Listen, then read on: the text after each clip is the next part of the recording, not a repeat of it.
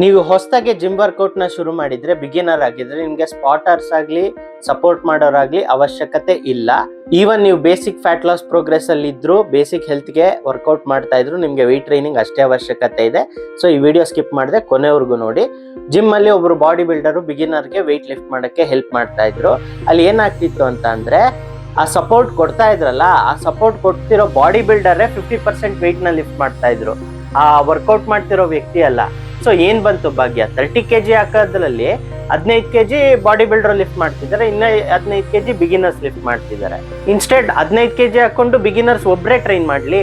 ಇದೇ ಕಾರಣಕ್ಕೆ ಹೇಳೋದು, ಗ್ರೇಟ್ ಬಾಡಿ ಇದ್ದ ಮಾತ್ರಕ್ಕೆ ಅವ್ರಿಗೆ ಅಷ್ಟೊಂದು ನಾಲೆಡ್ಜ್ ಇದೆ ಅಂತ ಅಲ್ಲ. ಬಿಗಿನರ್ಸ್ ಟೆಕ್ನಿಕ್ ಪ್ರಾಪರ್ ಆಗಿ ಕಲಿದೆ, ಲೈಟ್ ವೆಯ್ಟ್ ಅಲ್ಲಿ ಹೆವಿಯರ್ ವೆಯ್ಟ್ಸ್ ಮಾಡೋದ್ರಿಂದ ಇಂಜುರಿ ಆಗೋ ಚಾನ್ಸಸ್ ಜಾಸ್ತಿ ಇರುತ್ತೆ.